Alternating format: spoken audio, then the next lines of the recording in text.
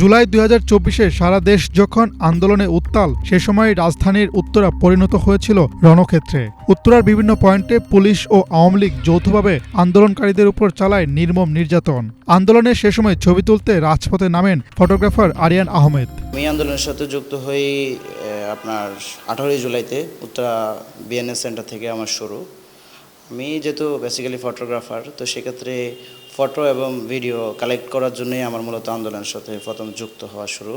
18 তারিখ সকালবেলায় হচ্ছে যে আমি সারাদিন ছিলাম। 18 তারিখ সকালবেলা হচ্ছে যে আপনার উত্তরা রাজলক্ষ্মী দিয়ে আমি শুরু করি ছবি এবং বিভিন্ন ফুটেজ কালেক্ট করার জন্য আমি আন্দোলনের সাথে যুক্ত হই। এক পর্যায়ে একটা সাথে থাকা একটা পুলিশ এসে আমার গায়ের দিকে কুড়িয়ে আসতেছে আর কি, মারার জন্য আসতেছে, বলতেছে বেরো যা, তুই তাড়াতাড়ি চলে যা। পরবর্তীতে ওই পোলাপানগুলো পুলিশের সাথে কিছু একটা পরামর্শের পরে হচ্ছে যে পুলিশ হচ্ছে যে ওইদিকে চোরাগুলি হচ্ছে যে ছাড়তে থাকে, টিয়ারসেল মারে। টিয়ারসেল মারার পরে হচ্ছে যে মানে ওই আমি যে সাইড ছিলাম ওই সাইডে এসে টিয়ারসেলটা পরে, পরবর্তীতে টিয়ারসেলের মানে যে একটা সাউন্ড বা হচ্ছে যে গন্ধ, ওটা আমি নিতে পারি নাই। পরবর্তীতে আমি পড়ে যাওয়ার পরে এসে যে পুলিশ এসে আমাকে গুলি করে। আইন শৃঙ্খলা বাহিনী ও ছাত্রলীগের নির্মমতার ছবি তুলতে গিয়ে আন্দোলনে সক্রিয় হয়ে পড়েন আরিয়ান। শিকার হন আওয়ামী নির্যাতনের, কেড়ে নেওয়া হয় তার দামি ক্যামেরাটিও। এরপর খুব কাছ থেকে তাকে গুলি করে রাস্তায় ফেলে যায় হাসিনা বাহিনী।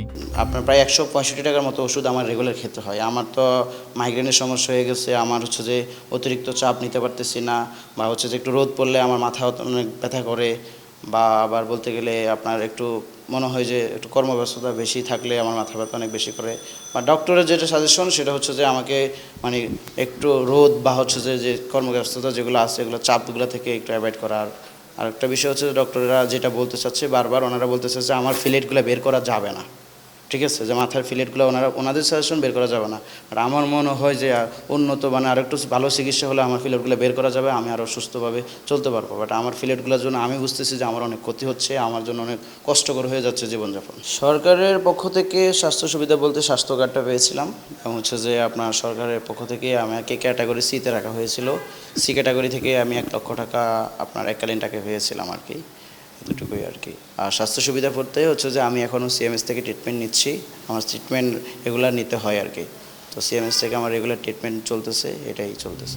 জুলাই আন্দোলনের তীব্রতায় যখন ঢাকা বিশ্ববিদ্যালয় সহ দেশের পাবলিক বিশ্ববিদ্যালয়গুলো বন্ধ করে দিয়ে শিক্ষার্থীদের হল ছাড়ার নির্দেশ দেওয়া হয়, তখন আন্দোলন এগিয়ে নিয়ে যায় বেসরকারি বিশ্ববিদ্যালয়ের শিক্ষার্থীরা। সে সময় রাজধানীর নতুন বাজার হয়ে ওঠে আন্দোলনের অন্যতম হটস্পট। নতুন বাজারে প্রাথমিকভাবে খুব একটা কোনো ধরনের আন্দোলনের কোনো কিছু বোঝা যায়নি, কিন্তু যখন 15 জুলাইটা আসলো, যখন 14 জুলাই রাতে সবচেয়ে বেশি হয়, সবচেয়ে স্লোগান ওঠে যে আমি কে তুমি কে, রাজাকার রাজাকার, লাইক এটা যখন শিক্ষার্থীদের মাঝে খুবই ফেসে ওঠে, প্রাইভেট শিক্ষার্থীরা এটা মানতে পারে না। এরপর থেকে আসলে শিক্ষার্থীরা ভাবে যে না, আমাদের এখন নামতে হবে। সো আমাদের ভার্সিটির আশেপাশে কোন জায়গাটা আছে সবচেয়ে হটস্পট, সেটা হচ্ছে নতুন বাজার। সো আমরা সব সিদ্ধান্ত নিই যে আসলে আমাদের ওই নতুন বাজার জায়গাটা আন্দোলন গড়ে তুলতে হবে। তারপর হচ্ছে যে আমরা ভার্সিটি থেকে একটু বেশি ভিতরে, তো তারপর আমরা হচ্ছে সবাই আমাদের শিক্ষার্থী ছিল 100-150 শিক্ষার্থী নিয়ে হচ্ছে আমরা প্রথমত নতুন বাজার এসে ইউআই শিক্ষার্থীরা ব্লকেট করে 15 জুলাই সর্বপ্রথম। তারপর হচ্ছে সেখানে আমাদের সাথে যোগ দেওয়া হচ্ছে ইউআইটিএস এবং ডিআইইউ সহ অন্যান্য সকল শিক্ষার্থীরা। সো সেদিনই হচ্ছে যে আমাদের প্রাইভেট ইউনিভার্সিটির সূচনাটা হয়, যে আমাকে আন্দোলন গড়ে তুলতে হবে। সেদিন আমরা বিভিন্ন ধরনের দাবি দাওয়া উত্থাপন করি। নতুন বাজারের এই অংশটায় আমাদেরকে আসলে দাঁড়ানোর সুযোগই দেওয়া হচ্ছিল না। আমরা যতবারই একত্রিত হচ্ছিলাম, আমাদের উপর ছাত্রলীগের গুন্ডা বাহিনী বিভিন্ন অলিগলি থেকে এসে হামলা করছিল। তো এক পর্যায়ে আমরা পুরো বিচ্ছিন্ন হয়ে যাই। বিচ্ছিন্ন হওয়ার পর আমরা বিভিন্ন গলিতে যে আশ্রয় নেই। তো ওই গলিতে আশ্রয় নেওয়ার পরে আমরা আবার চেষ্টা করি কিভাবে সমন্বয় করা যায়।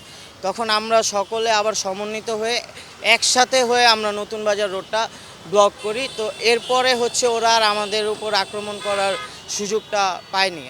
আমার স্মৃতিতে আসে এই যখন 19 তারিখে আমরা কানাডিয়ান ইউনিভার্সিটির উপরে ওঠার চেষ্টা করি, আমরা ছাদ পর্যন্ত যাওয়ার সময় আমার সামনে আমার এক ভাই ছিল, সে যখন গেটটা খুলে পুলিশ একদম বন্দুক তাক করা ছিল, তো ডিরেক্ট তার বুকে ফায়ার করে।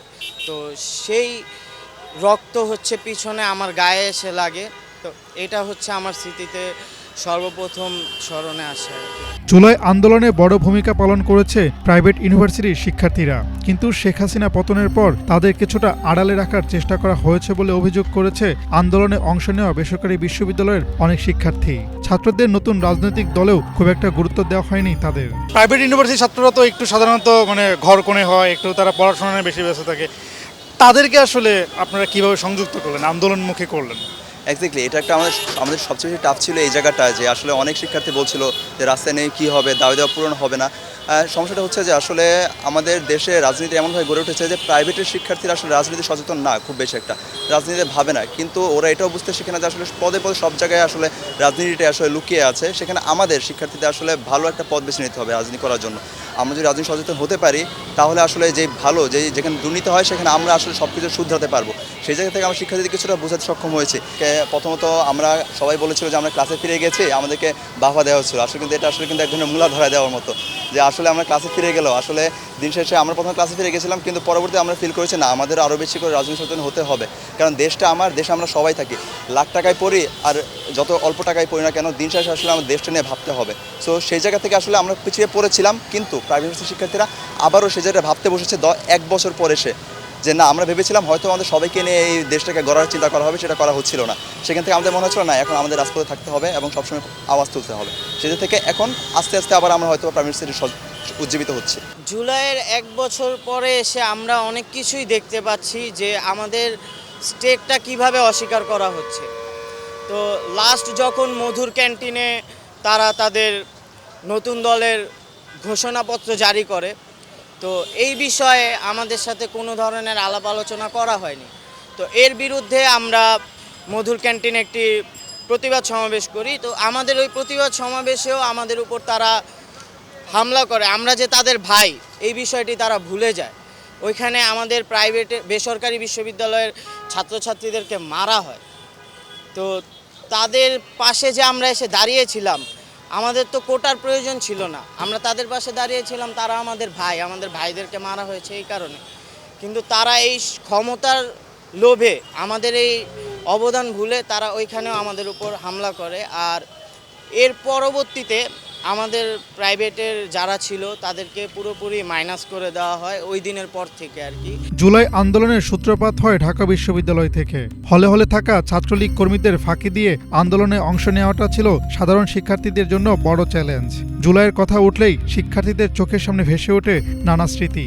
দেখেন, জুলাইয়ের কথা মনে পড়লে, যেহেতু আমি জুলাইয়ের প্রথম দিকে একদম 3 তারিখের দিকেই হলে থেকেও, আমি হলে ছিলাম, হলের রেগুলার স্টুডেন্ট, তো হলে থেকেও ছাত্রলীগের বিরুদ্ধে গিয়ে যখন 90-এর নুরুদ্দিনের কথা চিন্তা করে আমার মাথায় একটা প্ল্যান ছিল যে আমি বুকে পিঠে একটা গ্রাফিতি অঙ্কন করে আমি যদি সকলের মাঝখানে যদি একটা অভ্যুত্থানের মতন আন্দোলনকে আমি যদি একটা দিতে পারি, ওই জায়গা থেকে আমি 3 তারিখেই সবার প্রথম একটা তুলি নিয়ে আমার স্পষ্ট খেলা আছে যে আমি বুকে পিঠে আমি আগের দিন ডিসিশন নিয়েছি যে আমি পরের দিন বুকে পিঠে নুরুদ্দিনের মতন লেখবো, কিন্তু আমি কোথাও কারোর সহযোগিতা পাবো ওইটা আমি কখনো পাই নাই, অথবা আমার তো নিজের লেখা পসিবল না।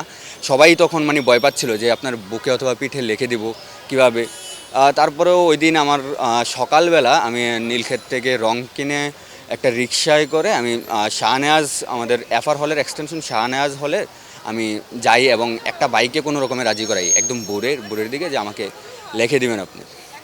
পরে ভাই লেখেও দেয়, কিন্তু দেখা যায় যে ভাই বলতেছিল আমাকে তখনও রুমের ভিতরে বসে বসে যে ছাত্রলীগের তো কিছু হবে না আগে পরে, তোমরা এগুলা করবা, শুধুই তোমাদের একটা নিজেদের ক্ষতি হবে, এর থেকে বেশি কিছুই না। তারপর আমি লেখে গেঞ্জিতে করে গেঞ্জিটা আমি উপরে পড়ছি। কোটা সংস্কার আন্দোলন ও পরবর্তীতে শেখ হাসিনার পদত্যাগের 1 দফা দাবিতে বড় ভূমিকা পালন করে নারী শিক্ষার্থীরা। তাদের স্লোগানে উত্তাল হয়ে ওঠে বিশ্ববিদ্যালয় ক্যাম্পাস থেকে দেশের রাজপথ। জুলাইয়ের স্মৃতিগুলো এখন ভুলবার মতো নয়। আমরা যদি আপনারা জানেন জুলাইয়ের রোকেয়া হলের যে ভূমিকা, এটা কিন্তু একটা অন্যরকম এবং অনেক স্ট্রং একটা ভূমিকা ছিল জুলাই।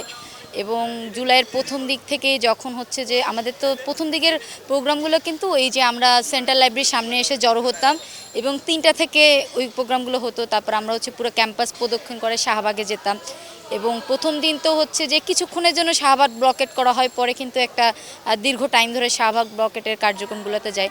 তো ওইখানে হচ্ছে যে দেখা যাচ্ছে হলগুলো থেকে মেয়েরা স্বতঃস্ফূর্তভাবেই বের হইতো এবং 14 তারিখে মানে যদি জুলাই আন্দোলনটা মানে ক্যাম্পাসে তীব্রতা লাভ করে কিন্তু 14, 15, 16 এবং 17 তারিখে।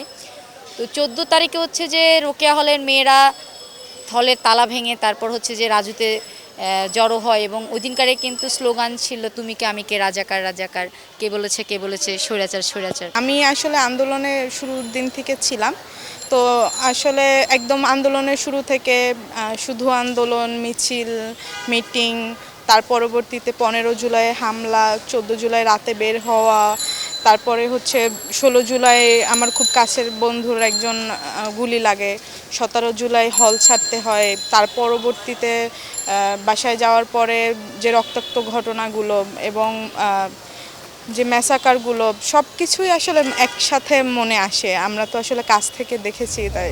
দেশ জুড়ে নানা ঘটনা, আলোচনা, সমালোচনা, শঙ্কা ও নাবিশ্বাসের মধ্য দিয়ে শেষ হয় জুলাই আগস্টের আন্দোলন। ছাত্র জনতার তীব্র আন্দোলনের মুখে দেশ ছেড়ে পালিয়ে যান স্বৈরাচার শেখ হাসিনা। অবসান হয় এক নির্মম স্বৈর শাসনের। হাসনাত জুবায়ের, বাংলাভিশন, ঢাকা।